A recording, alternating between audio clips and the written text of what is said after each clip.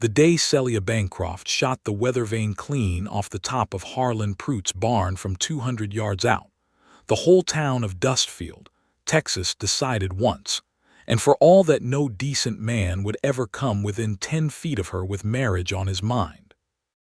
It was the autumn of 1878, and Dustfield sat fat and stubborn on the western edge of the Texas Hill Country, a town of maybe 400 souls who minded one another's business with the same dedication most people reserved for Scripture.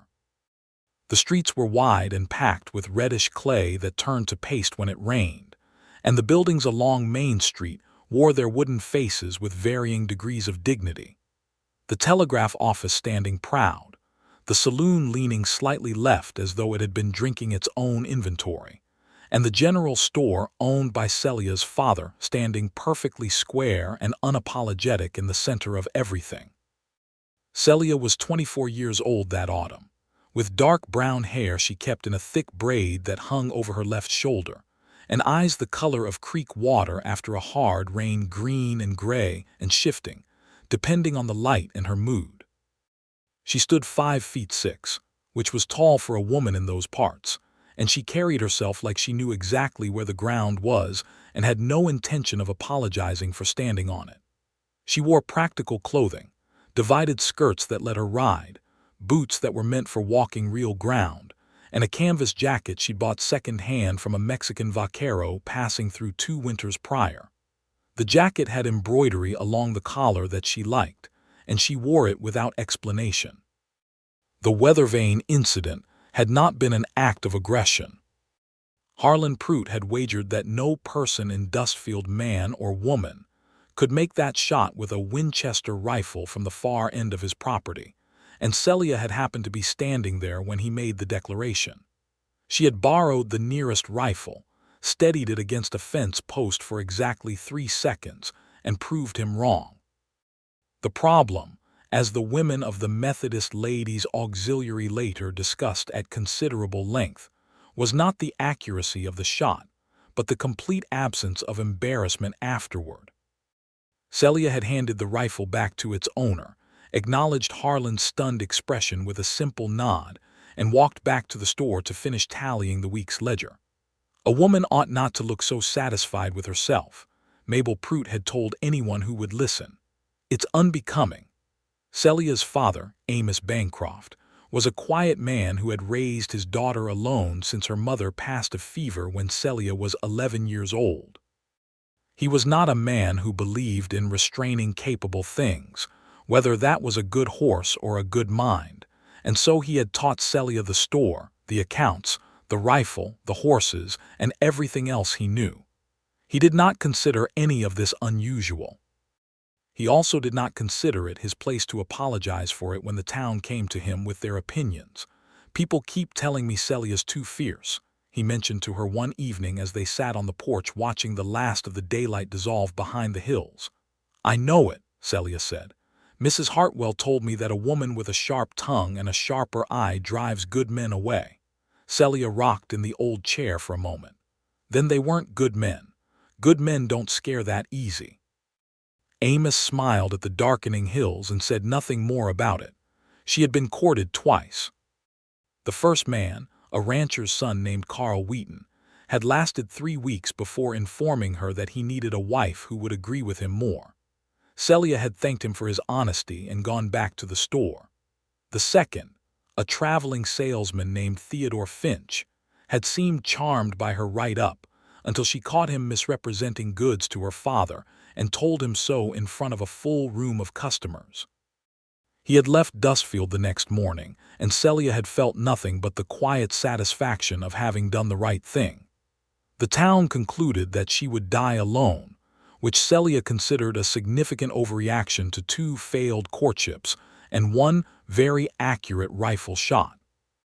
The morning Perry Donnelly rode into Dustfield was in the first week of October, when the air had that particular quality of dry coolness that made the whole world feel alert and slightly electric.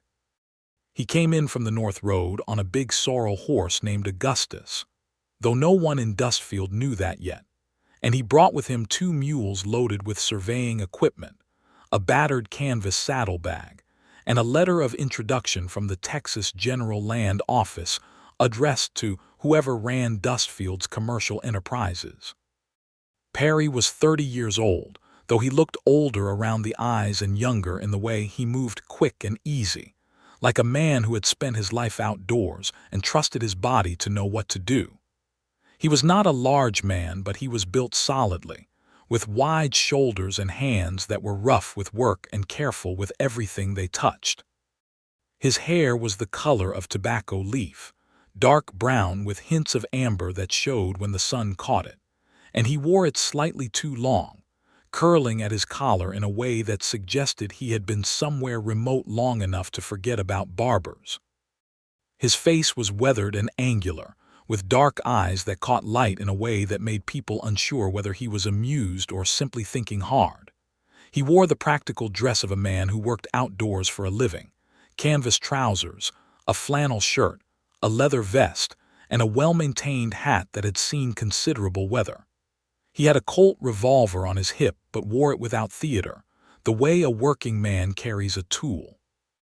Perry Donnelly was a land surveyor, employed by the Texas General Land Office to map and verify property boundaries in the disputed territories of the Hill Country, where competing claims from ranchers, railroad interests, and the old Spanish land grants had been causing trouble for years.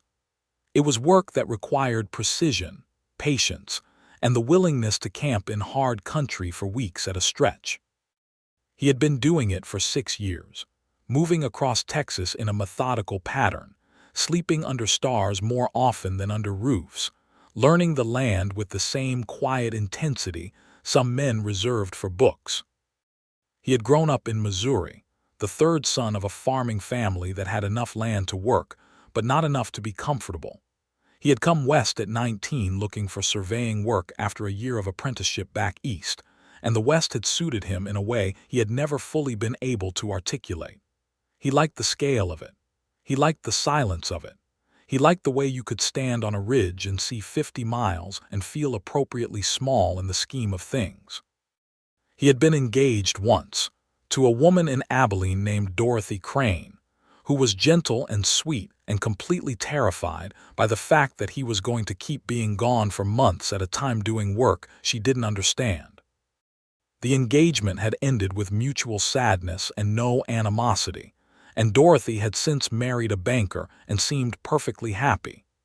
Perry had concluded from this that what he needed was someone who was not frightened of large landscapes or the kind of work that took you into them, and he had not found that person in 6 years, which he accepted with patience if not quite contentment. He tied Augustus to the post outside the general store first, because the letter directed him there, and stepped up onto the wooden walkway and through the door into the smell of coffee and sawdust and dried goods. Celia was behind the counter working on something with a pencil and a ledger book that appeared to be arguing with her, because she was frowning at it with an expression of focused displeasure. She looked up when the bell over the door announced him, and the frown didn't entirely leave, it just shifted from the ledger to him, assessing. "Morning," she said. "What can I get you?" "I'm looking for whoever manages commerce in this town," Perry said, reaching into his vest and producing the envelope. "I have a letter from the land office in Austin. I'll be surveying the boundary disputes in this county for the next 2 months, and I need to establish a supply account somewhere central." Celia set down her pencil and took the envelope from him, opened it with the practicality of someone who had handled paperwork all her life, and read it through without rushing. He did not rush her. He stood quietly and looked around the store with the focused attention of a man cataloging useful information. "This is in order," she said, handing it back. "My father runs the store. I run the accounts. You'll be dealing with me. I'm Celia Bancroft." "Perry Donnelly," he said. "Pleased to meet you, Miss Bancroft. What are your requirements?" He told her: flour, salt pork, dried beans, coffee, ammunition in .4440 and .45 Colt, rope, lamp oil, and occasional access to the telegraph for official communications. He was methodical about it, and she wrote it down without him having to repeat anything which he noticed. "We can accommodate all of that," she said. "Where are you making camp?" I've got a permit for the Callaway Creek drainage basin. I'll set up a base camp there and work out from it." "That's good water and good ground," she said, in a tone that suggested she knew the territory. "The canyon walls north of the second bend can be treacherous in rain.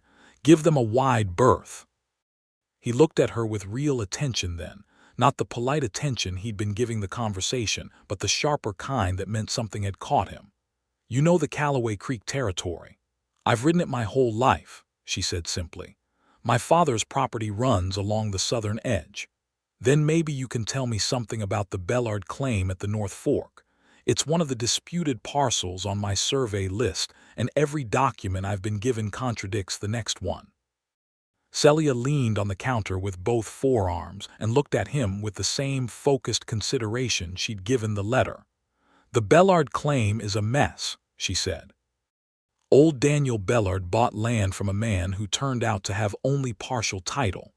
The other half was held by a Spanish land grant that the territory courts have been arguing about for 15 years. You're going to find the boundary markers all moved at least twice in different directions by different interested parties." Perry absorbed this. "How do you know all that?" "Because my father almost bought that land in 1871 and spent 6 months untangling the title before he gave up," she said. "I kept the paperwork. If it would help your survey, you're welcome to look at it." He blinked once, which was the only outward sign of surprise he displayed.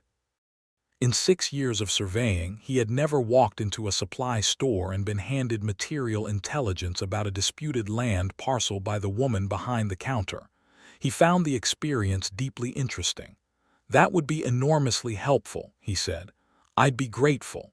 Celia nodded as though this were simple business, which to her it was. "Come back this evening. I'll have the files pulled."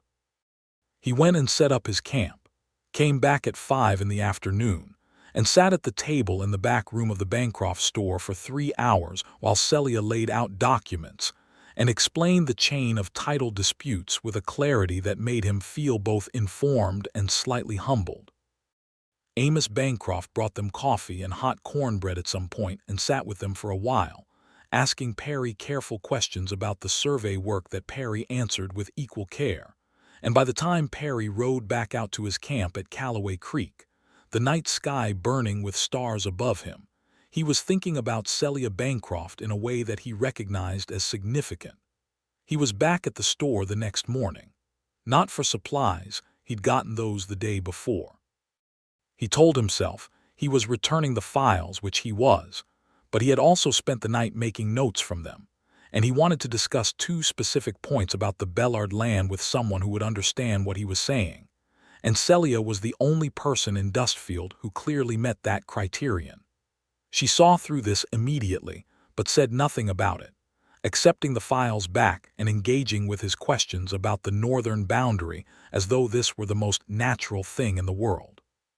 "You have a remarkable head for this," he said at one point, and the directness of it caused her to look at him sharply, checking for condescension. She found none. "My father says the same thing," she said carefully. "I believe it," Perry said. "The way you tracked that title through 4 different claimants without losing the thread, most surveyors I know would have gotten lost on the second transfer." Celia was quiet for a moment. She was not accustomed to having the specific quality of her intelligence named and appreciated without qualification. Usually compliments from men, when they came at all, had a "for a woman" attached to them either audibly or in the careful silence that followed. "Are you always this direct?" she asked. He considered.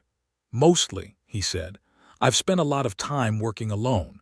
I find it saves time to say what you mean." "People here find it off-putting in a woman," she said, watching him. He looked back at her with those dark, thoughtful eyes, and something moved across his face that might have been recognition. "I imagine that's other people's problem," he said.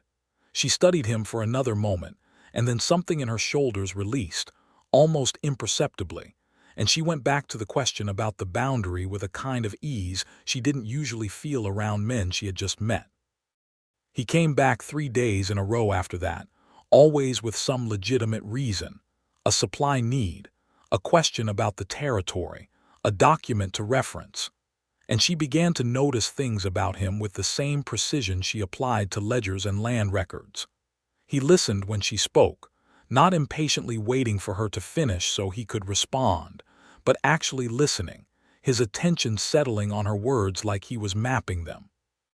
He had a dry sense of humor that came out in unexpected moments, and then retreated before you could be quite sure you'd seen it. He knew a tremendous amount about the land and the natural world.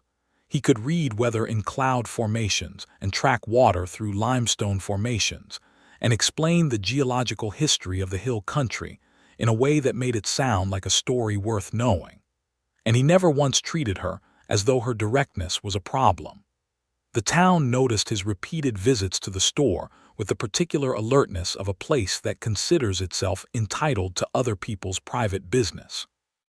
"Mabel Pruitt is saying you have a caller," said Amos one evening at supper, with the studied neutrality of a man keeping his opinions carefully holstered.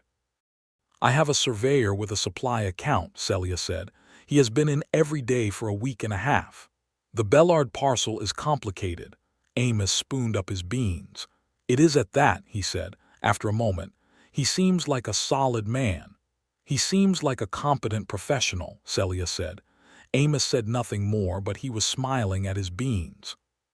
The situation came to something of a head on a Saturday, which was market day in Dustfield, when the store was crowded with ranchers' families and trail workers doing their weekly supply runs, and Celia was working the counter with speed and focus, calculating in her head faster than she could write. Perry had come in for coffee and lamp oil and found himself at the back of a long line that he joined without complaint, watching Celia work. She had a dispute at the counter around 11 in the morning. A rancher named Miles Holt, broad, red-faced, and accustomed to getting his way, was insisting that Celia had miscounted his order from the previous week and owed him 2 pounds of flour. "I counted it twice, Mr. Holt," Celia said, her voice level and carrying across the store without being raised. "Your order was filled correctly. A little girl counting on her fingers makes mistakes," Holt said, loud enough for the room to hear. There was a particular quality of silence that settled over the store. Several of the women present looked at the floor. Several of the men looked at Holt with either amusement or the cautious solidarity of people who feel safer watching someone else's confrontation. Celia looked at Miles Holt for a long, steady moment. "Your order was 20 pounds of flour, 12 pounds of salt, 6 tins of beans, and 4 pounds of coffee," she said. "I filled it. The weight is correct. The invoice is in your hand. If you would like to take your business elsewhere, you're free to do that, but I won't be returning money for goods that were correctly delivered." Holt's face went several colors. "You're a damn difficult woman," he said. "And your flour count is wrong," Celia said pleasantly. "Good morning." Holt left, hitting the door hard enough to rattle the glass, and the store exhaled. Perry, who had watched this entire exchange from the back of the line, stepped forward when his turn came and set his items on the counter. He looked at Celia. She looked back at him with the braced expression of someone expecting either pity or criticism. "You were completely right about the count," he said. "I could tell from the invoice total. The math doesn't leave room for an error." She blinked. It was perhaps the first time in her adult life that a man who had just witnessed that kind of confrontation had responded by telling her she was right. "Thank you," she said, and her voice was slightly different than usual, slightly softer. Perry paid for his items, tucked them under his arm, and paused at the door. He turned back. "Miss Bancroft, would you be willing to ride out to the Callaway Creek boundary with me on Monday? Having someone who knows the land would accelerate the survey considerably." She looked at him for a moment, reading the invitation for everything it contained, which was both a professional request and something else that he wasn't hiding particularly well. "Monday works," she said. She told herself it was purely practical, which she believed for approximately 2 days. They rode out on Monday morning with the sun still low and the air tasting of cedar and limestone. Celia rode her gray mare, a horse she called Juniper, who was opinionated about terrain and had an iron constitution for hard country. Perry rode Augustus, who was large and deliberate and seemed to understand exactly what work he was being asked to do on a given day. They rode mostly in the companionable silence of people who are comfortable with quietness, which Celia noticed and appreciated, because most people felt the need to fill silence with conversation the way they filled holes in the ground with whatever was available, regardless of quality. Perry said things when he had something worth saying, and the rest of the time he watched the landscape with a quality of attention that Celia understood, because she did the same thing. She watched him work the survey. He moved through the territory with methodical grace, establishing reference points and measuring angles with his instruments, recording everything in a field journal with small, precise handwriting.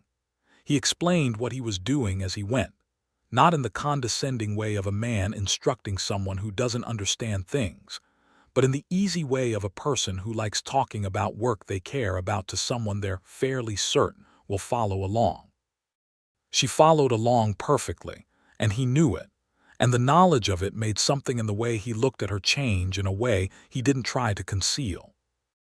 They broke for noon meal. She had packed cornbread and jerked beef and dried apricots, and he had coffee in a tin pot that he boiled over a small fire in the time it took her to hobble the horses, and sat on opposite sides of the fire in the shade of a cedar grove with the creek talking to itself behind them.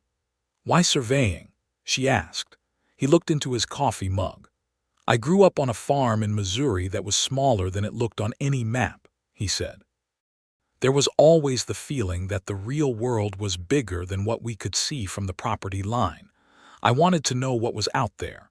Surveying gave me a legitimate reason to go and find out.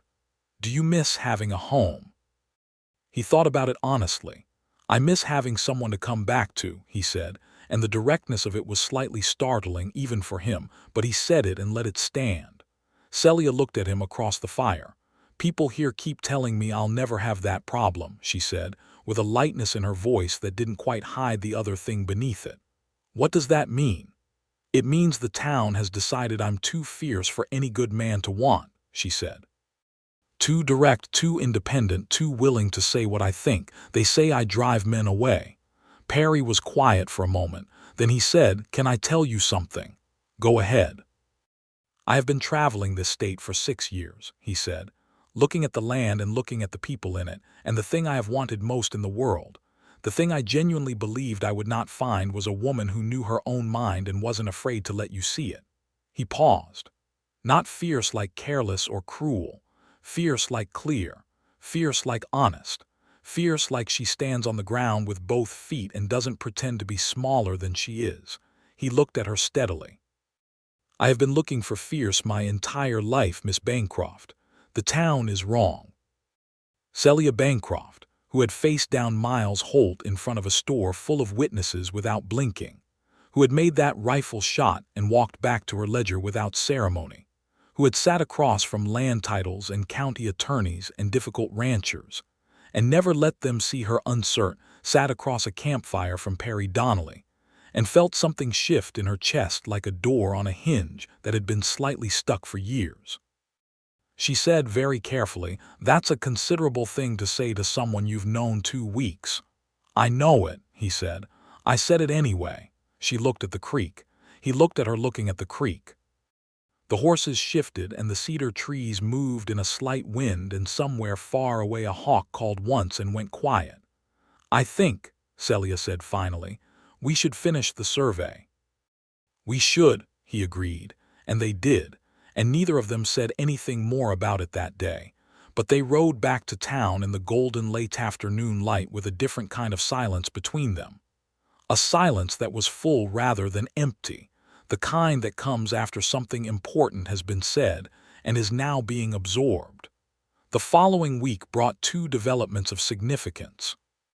The first was that Celia agreed to ride out with Perry again on Wednesday and on Friday, and by the second Wednesday she had stopped calling him Mr. Donnelly and started calling him Perry, which happened without announcement. The second development was that the Bellard boundary dispute took a turn that required Perry to go before the county land commissioner in Fredericksburg, which was 2 days' ride to the northeast, and he asked Celia if she would consider coming, since she had the original title documents and was arguably the most coherent witness to the chain of title evidence. "You want me to come to a land commission hearing," she said. "I think your knowledge of the documents is material evidence," he said. "I also think it would take half the time if you were there to explain the Spanish grant portion, because you understand it better than I do, and I'll admit that plainly."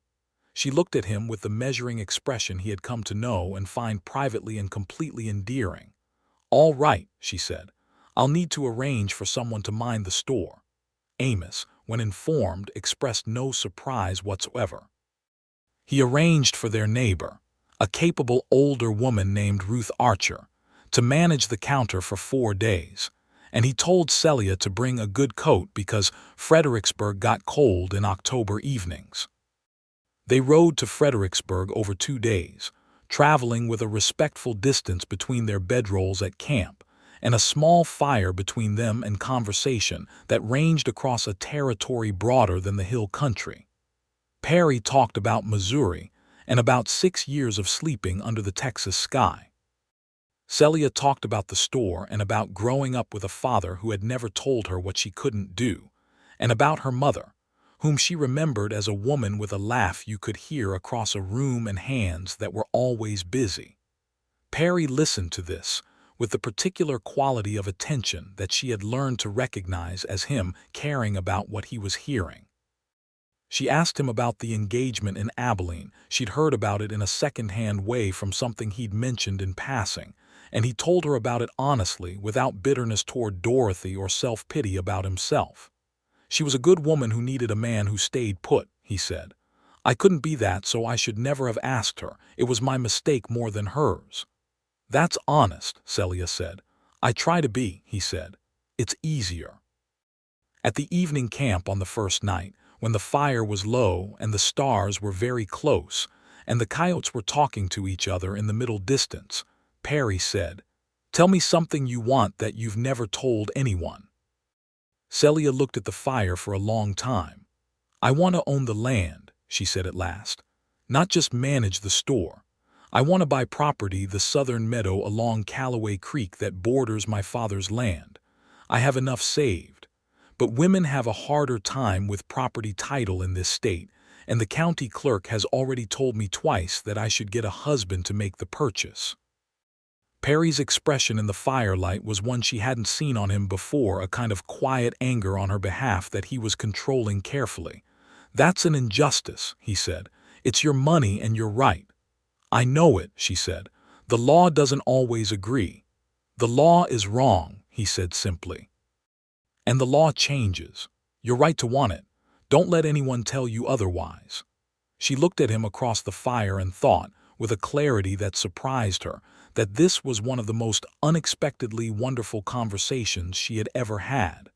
The hearing in Fredericksburg went exactly as Perry had predicted, faster and more successfully with Celia there. She stood before the county land commissioner, a serious man named Hargrove who had the look of someone who had been given a difficult job and was doing it conscientiously, and walked him through the Spanish land grant documents with the same methodical patience she applied to store accounts, tracing the chain of title through 4 transfers and 3 disputes until the boundary became clear. Hargrove asked her several sharp questions, which she answered without hesitation, and at the end of the session he looked at Perry and said, "Your witness knows the material." "She does," Perry said, with a quiet pride in his voice that Celia pretended not to hear but absolutely did. They spent an extra day in Fredericksburg waiting for the commissioner's written ruling, and that extra day became something they would both remember for a long time. They had a proper meal at a restaurant with tablecloths, which felt like a different world from Dustfield. Perry ordered coffee and Celia ordered the same, and they sat across from each other in the warm lamplight of the restaurant, and talked for 3 hours about everything from the philosophy of land ownership to the best way to make trail coffee to Perry's private theory that the Rio Grande would eventually shift its course significantly south of its current position, which Celia argued against with energetic specificity until they were both laughing at the intensity of the debate. She had a wonderful laugh.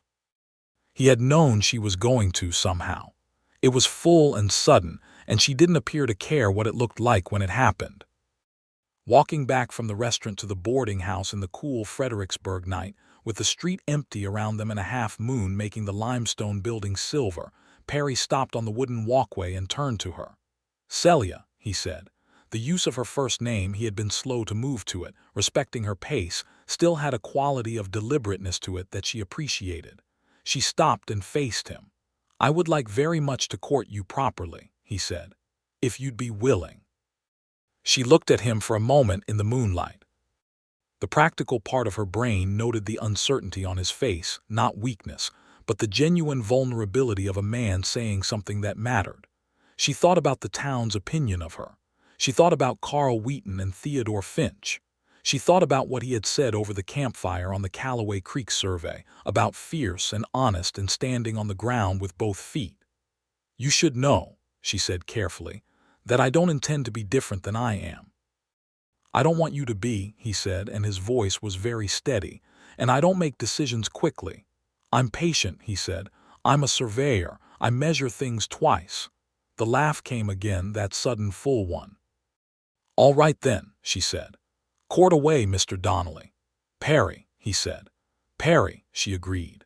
They rode back to Dustfield the next day with the commissioner's ruling in Perry's saddlebag and something new and unnamed and carefully handled between them, moving through the hill country in the October light like two people who have just found something they weren't entirely sure they'd been looking for but recognize with certainty now that they have. The town of Dustfield observed the courtship with the avid attention of a community with excellent eyesight and limited entertainment. Perry was seen walking with Celia on Sunday afternoons. Perry was observed having supper at the Bancroft home with regularity. Perry was noted to bring flowers, once wildflowers from the creek bottom, not florist flowers from anywhere, because there was no florist within 60 miles, and also because they were better. And Celia was noted to put them in a jar on the store counter where everyone could see them, which was considered by the ladies' auxiliary to be practically a declaration. Mabel Prout told her daughter that it wouldn't last, because Celia Bancroft would say something sharp and drive him away, as she always did. Mabel's daughter, who was 17 and considerably more perceptive than her mother, said that Mr. Donnelly didn't look like someone who was going to be driven anywhere he didn't want to go. The courtship was not without its complications, because nothing worth having comes without some friction along the way. The first complication was a man named Carter Voss. Voss was a land speculator, a type of man who had proliferated in Texas in the 1870s like certain weeds after rain, following the surveyors and the railroad lines, and inserting himself into boundary disputes with legal maneuvering designed to benefit himself at the expense of whoever held less power in the situation. He arrived in Dustfield in mid-October driving a good buggy and wearing expensive clothes, and presented himself as a legitimate land consultant, which is to say, he presented himself falsely. He had gotten wind of Perry's survey through some connection in the land office, and was specifically interested in the Bellard parcel, which he believed, with somewhat more legal creativity than accuracy, could be maneuvered into his ownership if the boundary survey went the right way. He came into the Bancroft store on a Tuesday afternoon when Perry was out at his survey camp, and Amos was at the county assessor's office, and Celia was working the counter alone. He was handsome in a practiced way, with the easy manners of a man who had spent his life persuading people. He bought a few small items and then asked, in a tone of friendly casualness, whether he might speak to whoever managed the store's business accounts. "That's me," Celia said. He adjusted his approach somewhat. He was smart enough to do that. He talked about the land survey in general terms, tested her knowledge, which was evidently more substantial than he'd expected, and eventually made a veiled suggestion that having the right kind of documentation in the survey record could be beneficial to everyone in the county. Celia looked at him for a long, still moment. "Are you asking me to misrepresent documents in a land office survey?" she said. "I'm asking you to consider what's in the best interest of "Get out of my store," she said. Voss looked at her with the flat calculation of a man assessing how much of a problem she was going to be. "Miss Bancroft, I don't think you fully—" "I do fully," she said. "Get out." He went, but slowly enough to make clear that he didn't like it, and the set of his jaw as he went through the door suggested that he was recalibrating rather than retreating. Celia told Perry about the visit that evening when he rode into town. She did not soften it or minimize it. She told it straight, including Voss's name and what he had specifically implied about the documents.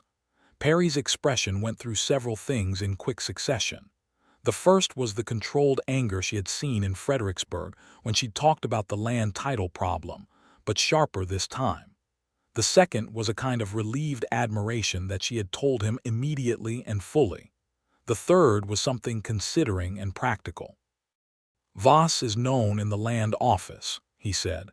"There have been 2 previous complaints against him in different counties. Nothing that resulted in prosecution, but documented." He looked at her carefully. "He may try again." "He may," Celia said, with a calmness that was not indifference but the practical composure of a woman who has been dealing with difficult men her entire professional life. "I can handle him." "I know you can," Perry said, without a trace of patronizing reassurance. He meant it as a simple fact.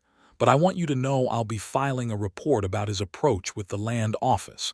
It's the right thing to do and it creates a paper trail." "Good," she said. "Do you need me to write down exactly what he said?" "Yes, please," he said. "Your memory for exact language is better than mine." She wrote it down. He filed the report. And the interaction between them in the handling of it, the mutual assumption of competence, the sharing of information, the absence of anyone trying to manage or protect the other person in a way that diminished them, was as intimate, in its way, as the moonlit walk in Fredericksburg had been.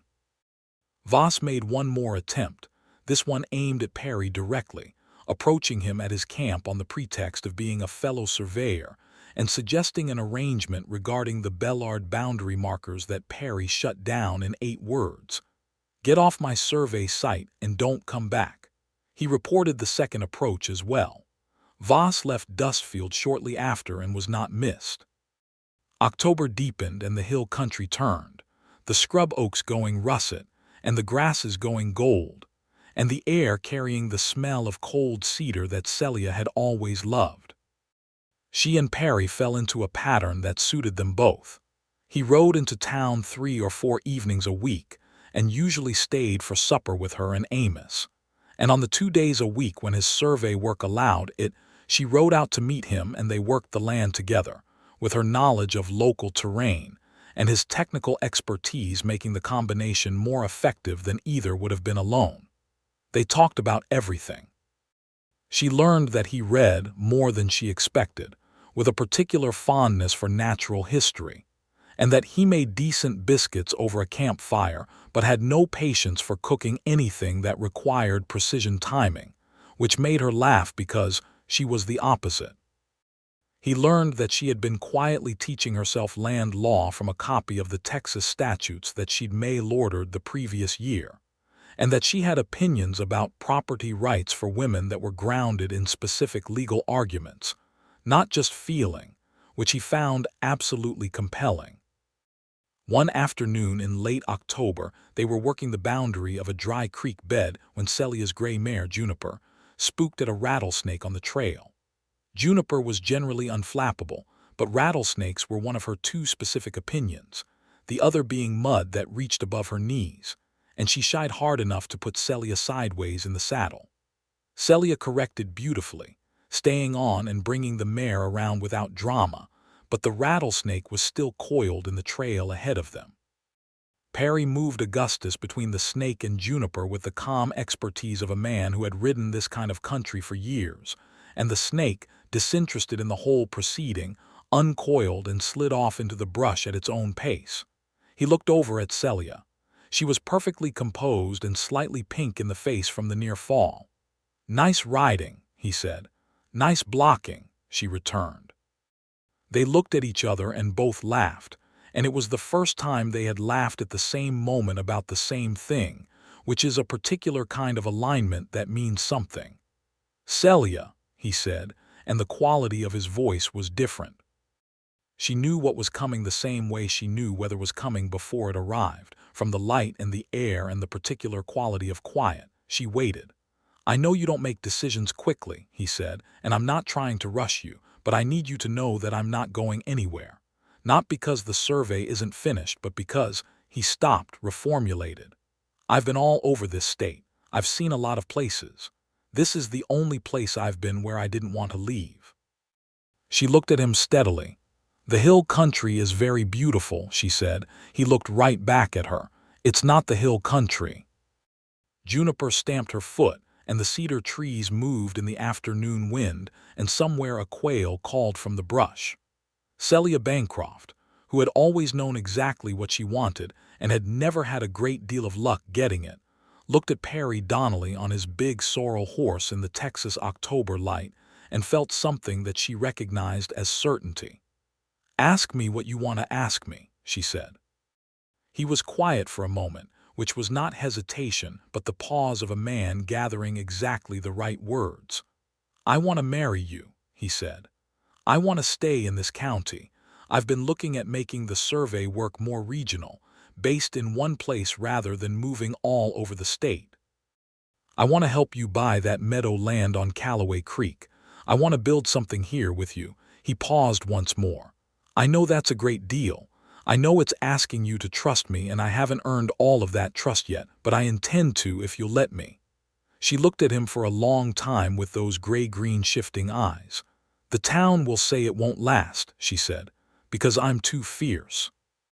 "The town," he said, with the dry humor she had come to love, "has not been spending October in the hill country with you. I have." He held her gaze.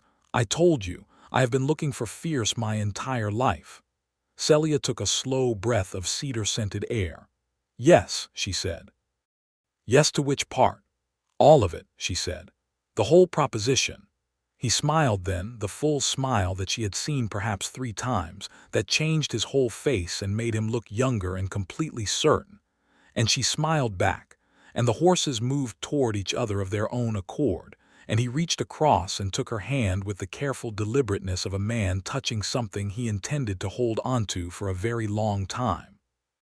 They rode back to Dustfield that afternoon hand in hand for as long as the trail allowed, and when it narrowed and they had to ride single file, she rode behind him and looked at his back and the set of his shoulders against the evening sky, and thought that she had never felt this particular combination of peace and aliveness before. It was a good combination. They told Amos that evening at the supper table. Amos Bancroft put down his fork with the careful deliberateness of a man who has been hoping for something for some time and doesn't want to overreact to getting it. He looked at Perry for a long moment with the measuring gaze of a father who loves his daughter and has spent 24 years watching people fail to understand her. "You know what you're getting into," he said. It was not quite a question. "I do," Perry said. "I'm glad of it." Amos picked his fork back up. "Well," he said, "then I'm glad of it too."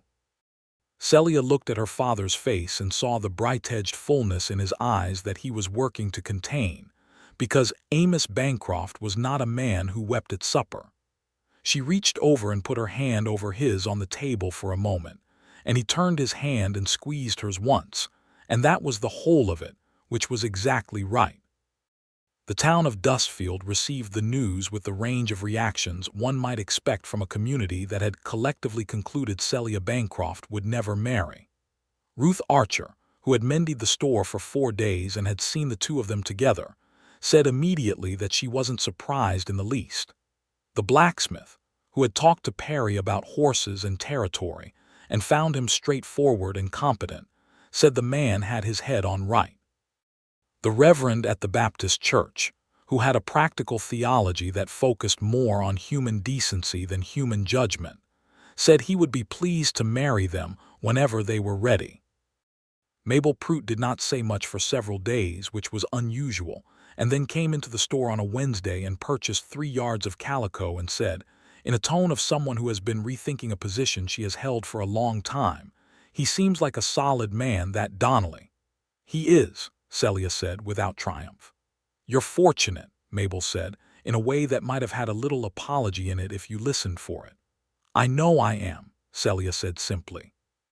They were married in December, on a cold, bright Saturday with frost on the cedar branches, and the sky above Dustfield an impossible blue. Celia wore a dark green wool dress that she had made herself, which suited her exactly, with her mother's amber brooch at the collar. Perry wore a new suit that he had ordered from San Antonio, navy blue, well cut, and stood in front of the Baptist church in it looking like a man who is doing precisely what he wants to be doing with absolutely no reservations. He had gotten a haircut. He was still himself in every important way. Amos gave her away, and his hand on hers as they walked down the church aisle was perfectly steady, and when he placed her hand in Perry's, he did it with the confidence of a man making a right decision, not the reluctance of a man making a sacrifice. The Reverend performed the ceremony with economy and sincerity. Perry said his vows looking directly at Celia, and meant every word with a visible simplicity that was more moving than eloquence would have been. Celia said hers in her clear, steady voice, and held his gaze throughout and thought about the campfire on the Callaway Creek survey, and the moonlit street in Fredericksburg, and the October afternoon with the rattlesnake, and the moment on horseback when she had said yes to all of it. When they were pronounced married and he kissed her in the cold church air, the people of Dustfield who had gathered clapped with what sounded like genuine happiness, and even Miles Holt, who had come because his wife made him, put his hands together with everyone else. Ruth Archer cried. She had been expecting to. They had a wedding supper at the store. Celia and Amos had pushed the display counters back and set up tables, and half the town came and brought food, because even a town that has opinions about you still considers itself your community and shows up when it counts. There was music. A man named Santos Garza who played the fiddle with a sweetness that was almost unbearable, and his brother Miguel who kept the rhythm on a guitar. And by the middle of the evening, people were dancing on the store's wooden floor, and the lamps were warm, and the windows were fogged with breath and warmth against the December cold outside. Perry danced with Celia. He was not a skilled dancer. He told her this honestly before he asked her, but he was willing, and he moved with the same physical confidence he brought to everything else, and she laughed at his missteps without cruelty and showed him where the beat was, and they found a rhythm together that worked, which seemed to her entirely appropriate. "How is it?" he asked her quietly, turning her in the small space. "Which part?" she said. "All of it," he said, echoing her back to herself from October. She looked up at him in the warm lamplight of the store that had been her whole world for 24 years, and that was now the beginning of something different. "Good," she said. "Very good." They spent the first weeks of their marriage in a room above the store, which was temporary while they made their plans. Perry had already done what he said he would do, written to the land office and proposed a regional arrangement, positioning himself as the hill country's permanent surveyor rather than a traveling one. The arrangement had been accepted, largely because the region had enough boundary disputes to keep a surveyor occupied indefinitely, and the land office was not displeased to have an experienced man willing to stay in one place. He also helped Celia with the meadow. The southern meadow along Callaway Creek was a piece of land that had been sitting unowned and unclaimed for years, belonging technically to a holding estate in the complicated legal aftermath of its last owner's death. Perry knew property law well enough from his years of survey work to trace the estate's executors to a law office in Austin, and he wrote them a careful, precise letter on behalf of his wife, identifying the parcel, establishing its legal status, and making an offer. Celia had the money, 7 years of her own savings, kept separately from the store accounts because she had always known exactly what she was saving it for, and the offer was accepted. The deed came in the mail in February and Celia's name was on it, Celia Donnelly, née Bancroft. She held the paper in both hands for a moment and didn't say anything, and Perry watched her face and didn't say anything either, because some things are complete without language. Then she looked up at him. "I'm going to build a house on it," she said. "Our house." "I know," he said. "I've been thinking about the site. There's a location near the North Tree line that gets afternoon shade and sits just above the flood line. It would be a good building spot." She stared at him. "You've been planning where to build our house on land that was still in an estate when you did it." "I was optimistic," he said. With that dry humor she had come to consider one of the great gifts of her daily life. They built the house that spring and into summer, hiring a carpenter from Fredericksburg named Ruiz and working alongside him themselves on the days when the survey work allowed. It was a good house, stone-walled, because the hill country had plenty of stone, and stone walls kept the summer heat out and the winter cold, with a wide porch facing the meadow and the creek, 2 bedrooms, a kitchen with a proper iron stove that Celia had opinions about, and a study that was partly for Perry's survey work and partly for Celia's land law books, which had expanded to 3 shelves by the time they moved in. Amos came over on the day they moved in and walked through every room and said the house was well made. Coming from Amos, this was considerable praise. The meadow itself became something over the first year of their marriage. Celia had ideas for it that went beyond simply owning it. She wanted cattle, a small herd of good stock that she could manage intelligently, not as a grand ranching operation but as a sustainable use of good land. Perry knew nothing about cattle and said so freely, and she found 2 good sources of knowledge. A Mexican vaquero named Ernesto, who had worked cattle in this region for 20 years and was willing to work for someone who listened to what he knew, and a volume on Texan cattle husbandry that she read with the same attention she'd given the land law books. Perry found all of this admirable and amusing in equal measure. He came home from survey trips to find her in animated conversation with Ernesto about grazing patterns, or bent over a cattle registry trying to identify the best local breeding stock, or in correspondence with a woman in San Antonio named Clara Fontaine, who ran her own small ranch, and whose letters Celia read with the avidity of a student finding a mentor. "You're going to end up knowing more about cattle than Ernesto," he told her one evening. "That's the plan," she said, without looking up from her book. He sat down across the table from her and watched her read for a moment, and felt something so solid and warm in his chest that it was almost alarming. He had spent 6 years moving across Texas in the company of his own thoughts and his survey equipment, and he had been largely content with that, and he had not entirely understood what he was missing. He understood it now. "Celia," he said. She looked up, reading his tone. "I want to tell you something," he said. She set the book down and gave him her full attention, the way she always did. "I know I'm not around as much as I should be with the survey work," he said. "And I know this county is large, and the disputed parcels keep generating new complaints, and I'm sometimes gone 2 weeks at a stretch. I want you to know that I think about being home every single day I'm out there. And I want you to know that when I ride back to this house and see it and see you," he stopped, because the words weren't quite sufficient and he was honest enough to know it. "I just want you to know that I know what I have." Celia looked at him across the table in the lamplight of the kitchen of the house they had built together on the land she had bought with 7 years of her own savings, and thought that she had spent a long time being told what she wasn't going to have. She was glad she had not believed it. "I know what I have too," she said.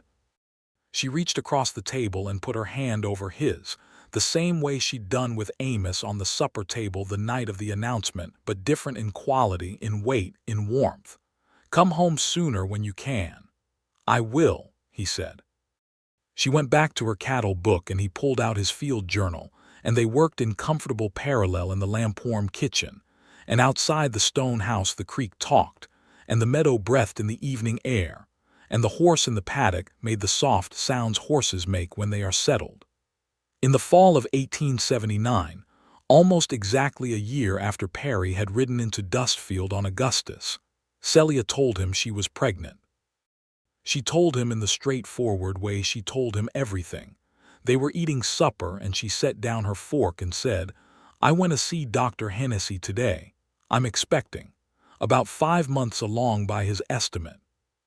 Perry looked at her for a moment with an expression that she would remember for the rest of her life. Completely unprepared, completely open, and completely certain all at once. The walls that most people maintain to protect themselves against the difficulty of feeling things fully simply not present. 5 months, he said. Apparently, she said. I am, according to Dr. Hennessy, constitutionally healthy and should have no difficulties. He seemed almost annoyed by how healthy I am. Perry laughed, which broke the solemnity of the moment in the best way, and then stood up from the table and came around to where she was sitting and bent down and put his arms around her shoulders from behind and pressed his face against her hair. "Good," he said, against her hair.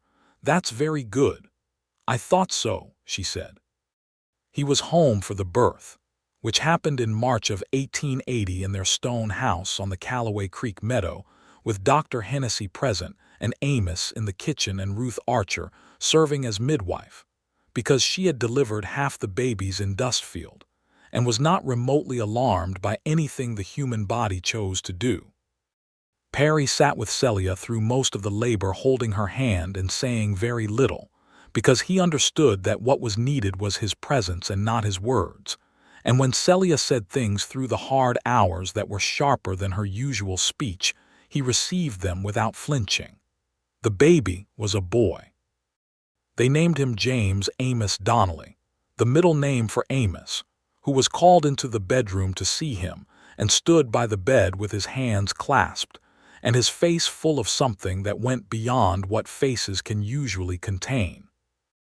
James was a healthy, demanding, good-natured infant who announced himself to the world with considerable volume, and then slept with the profound satisfaction of someone who has made his point. Perry held him in the first hour with the careful certainty of a man who has never held an infant before but is absolutely determined to do it correctly. And when he looked up from the baby's face to Celia's face, she was looking at him with an expression she usually kept internal but let him see, which was the expression of a woman who is profoundly, particularly, specifically happy. "Hello, James," Perry said to the baby in a low voice. The baby's eyes dark and unfocused, and moving with the vague contemplation of a person for whom everything is new, tracked toward the sound, and Perry looked up again. "He heard me. He'll be hearing you for the rest of his life," Celia said. The next several years were the full ones, the kind that are dense with life and purpose, and the particular richness of days that include both large things and small, ordinary ones. The cattle operation on the meadow grew slowly and purposefully into something that mattered, with Ernesto staying on as the head hand, and a second vaquero named Diego coming on in the second year, and the herd reaching 60 head by 1882. Celia ran the operation with the same methodical intelligence she'd always applied to accounts and land law, and it was profitable in a modest and sustainable way, which she cared about more than spectacular.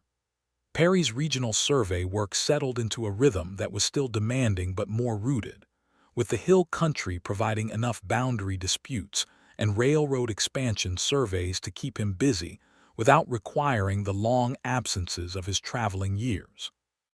He was home most weeks, gone rarely more than 10 days at a stretch, and the survey office he established in Dustfield became something of a local institution. People came to him with land questions that ranged from legitimate legal disputes to neighbor quarrels about fence lines, and he handled them all with patience and precision. The survey office also became, somewhat improbably, a space where Celia's growing knowledge of land law was practically useful. She didn't practice law, she had no credentials, and the territory wasn't ready for that, but she helped people understand their documents. She corresponded with the land office on their behalf. She identified errors in survey records and title transfers that saved people their land. This was not a thing she advertised. It was a thing she did because it needed doing and she could do it. Amos retired from active management of the store in 1881, having found someone to buy the business from him, a young couple named the Pattersons, who were capable and energetic. He moved into a small house adjacent to Celia and Perry's property, and spent his days with his garden and his grandchild, and the particular contentment of a man who has worked hard all his life, and is now watching the things he worked for flourish. He was good with James, who took a strong early interest in following his grandfather around and being told things, which Amos was pleased to provide. Amos Bancroft passed quietly in the winter of 1883, in his sleep in his own house, at 71 years old. The doctor said his heart had simply finished its work, which was as peaceful a way to go as the hill country offered. Celia took it hard in the private way of people who feel things fully, but manage their grief with the same practical dignity they bring to everything else. She was sad for weeks with a depth that Perry recognized was real and didn't try to fix, only sat with. They buried Amos in the Dustfield cemetery next to Celia's mother, on a gray winter day with the cedar trees moving in a low, cold wind, and the whole town came because Amos Bancroft had been the kind of quiet, decent man whose absence leaves a real gap. In the spring following Amos's death, Celia found herself expecting again, which was not planned but was received with the same sense of rightness that had accompanied James. She told Perry in the same straightforward way at supper, setting down her fork, and he received it with the same complete openness he'd shown the first time, plus the additional comfort of a man who had done this before and knew more about what it meant. This time was a girl, born in November of 1883, and they named her Marin Clara Donnelly Marin because Celia had always liked the name, and Clara for Clara Fontaine in San Antonio, who had become a genuine friend over the years of correspondence and who received the news by letter with considerable delight. Marin arrived with the relative efficiency of a second child and the same healthy enthusiasm as her brother, and 3-year-old James regarded her with the cautious respect of someone who suspects his world has been permanently altered but is willing to suspend judgment. He came around to her in about 2 weeks, deciding she was interesting. This was considered by the adults present to be his first major correct assessment of a situation. The cattle continued. The survey continued. The stone house on the Callaway Creek meadow became what Perry had meant when he'd said he wanted to build something, a place with a permanence to it. Not just physical, but the kind that comes from being lived in by people who mean to be there. The porch faced the meadow where the cattle moved in the evenings, and the creek ran below the live oaks, and the hill country sky did its various remarkable things at morning and dusk. Perry built a proper study addition in 1884, partly because the children needed the second bedroom for themselves, and partly because Celia's law books had overtaken the kitchen shelves, and she deserved a room for them. He built the shelves himself, carefully fitted, level and square, and she stood in the doorway of the finished room the day it was done and looked at it with her hands at her sides and her face doing the thing it did when she was feeling something she didn't quite have words for. "It's exactly right," she said. "I measured twice," he said. "You always do," she said, and turned and put her arms around him and held on, which was something she did without self-consciousness in their private life, the full weight of her leaning into him, because she had learned early in their marriage that he was someone you could lean on without them either disappearing beneath the weight or resenting the pressure. He held her back with the same ease. They stood in the doorway of the new study in the late afternoon light, and the creek talked below the meadow, and somewhere James was shouting about something with the volume and commitment of a 4-year-old who has things to say, and Marin made the particular sound she made when she wanted someone and was prepared to explain it at length. "We should probably," Celia started. "Probably," he agreed. But neither of them moved for another moment, and the moment was good. The question of Celia's land ownership came to a crisis point in 1885, not with her own property, that was secure, but in a connected way that required everything she had built in 7 years of learning land law and running her meadow operation. A woman named Rosa Delgado had been ranching 20 miles west of Dustfield for 12 years, widowed early, continuing her late husband's cattle operation with her own labor and the help of her 2 sons. Her land title was solid, or should have been, but a new railroad company expanding its route through the region had identified her property as lying along the most economically favorable path for their line, and their lawyers had begun a legal assault on her title using a technicality in the original filing that was genuinely present in the documents. Rosa Delgado came to Dustfield to find help and found, somewhat improbably, Celia Donnelly. They met in the survey office, where Rosa had initially come to ask Perry about her boundary documentation. Perry heard her case, understood immediately that what she needed was not a surveyor but someone who could analyze the title law, and said, "My wife is the person you want to talk to."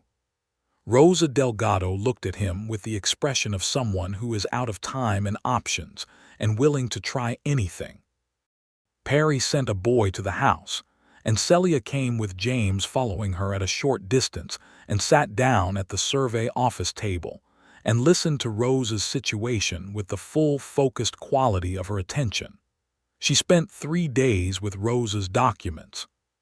She found the technicality the railroad lawyers were using, understood its basis, researched the counterargument in the Texas statutes, and in 2 precedent cases from Austin courts that she located through correspondence with a lawyer acquaintance in the capital, and produced a written response that was precise, grounded, and unanswerable.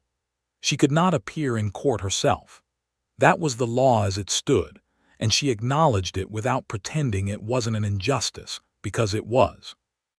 But she gave the written response to a lawyer in Fredericksburg named Arthur Kemp, who was a decent man and an honest attorney, and explained it to him thoroughly enough that he could argue it effectively, which he did, in the county court in March of 1885. Rosa Delgado kept her land. She came to the stone house on the Callaway Creek meadow 3 days after the ruling, riding in on a brown horse with a dignity that had been tested hard and survived. Celia met her on the porch, and Rosa Delgado, who was not a woman who cried easily. She had the same quality of practical composure that Celia recognized in herself, held Celia's hand for a long moment and said, "I don't know how to repay you." "You don't repay it," Celia said. "You're welcome." Rosa looked at her with dark, steady eyes. "There are other women in this county in the same position," she said. "Land they should have that people are trying to take." "I know it," Celia said. "I know it." Perry, who had come out onto the porch to welcome Rosa, heard this exchange and said nothing. That evening after supper, when the children were in bed and the house was quiet, he sat across the table from Celia, and she was thinking, her eyes distant with the particular quality of active consideration. "Tell me what you're thinking," he said. She looked at him. "Rosa is right," she said. "There are women losing their land in this county and the next one over because the legal protection is inadequate, and the lawyers who should help them either don't take them seriously or don't know the law well enough to find the arguments that exist. What do you want to do about it?" She looked at him for a moment. "I want to learn more," she said. "I want to write to someone in Austin who knows land law at the level where it can actually be changed. She stopped. "I know I can't practice law." "The law changes," he said, which was what she had said to him years ago on the porch of the survey office, and the fact that he remembered it and returned it made something warm move through her. "And in the meantime, you can do what you've been doing. Find the arguments and give them to people who can use them." "It's not enough," she said. "No," he said, "but it's something, and something is more than nothing." She wrote to Austin. She corresponded with Clara Fontaine, who knew people in the Texas women's land rights movement that had been quietly building for years. She corresponded with Arthur Kemp, the lawyer, who proved willing to take on women's land cases if the legal groundwork was done for him, which Celia provided. She helped 3 more women in the years that followed keep their land, in each case working through intermediaries because she had to, hating the intermediary requirement but accepting it as the practical reality, and working within it, without wasting her energy on resentment when there was work to do. Perry watched all of this with the steady, particular admiration of a man who has loved the same woman for years and continues to find new evidence for why he was right. "You know," he said one evening, "when I told you I'd been looking for Fierce my entire life, you didn't know what you were getting into," she said, without looking up from her papers. "I knew exactly what I was getting into," he said. "I just didn't know how much there was." She did look up then. He was smiling at her, not the amused smile or the dry one, but the full one, the one that changed his whole face. "You are insufferably pleased with yourself," she said. "I really am," he agreed. She threw a roll of survey tape at him. He caught it. The years continued to be good ones. James grew into a boy who had his mother's directness and his father's patience, and a combination of the two that made him straightforward company and a quick student. He took to the cattle side of the operation with early enthusiasm, and Ernesto, who had a genuine affection for the whole Donnelly family by this time, taught him to ride properly from the age of 5, which Celia approved of, and Perry watched with the private emotion of a man watching his son learn something important.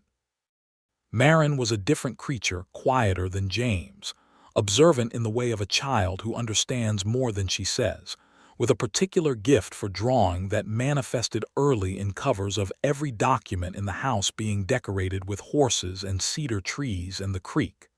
Celia found this charming. Perry framed one of the drawings and put it in the study. They had a third child in 1887, another boy, whom they named Thomas Tom, and who arrived in the summer and had red highlights in his hair that nobody in the family could account for, but Perry privately suspected had something to do with a red-haired Donnelly uncle back in Missouri. Tom was cheerful and exploratory, and developed very early opinions about what he was willing to eat, which he communicated with great specificity and volume.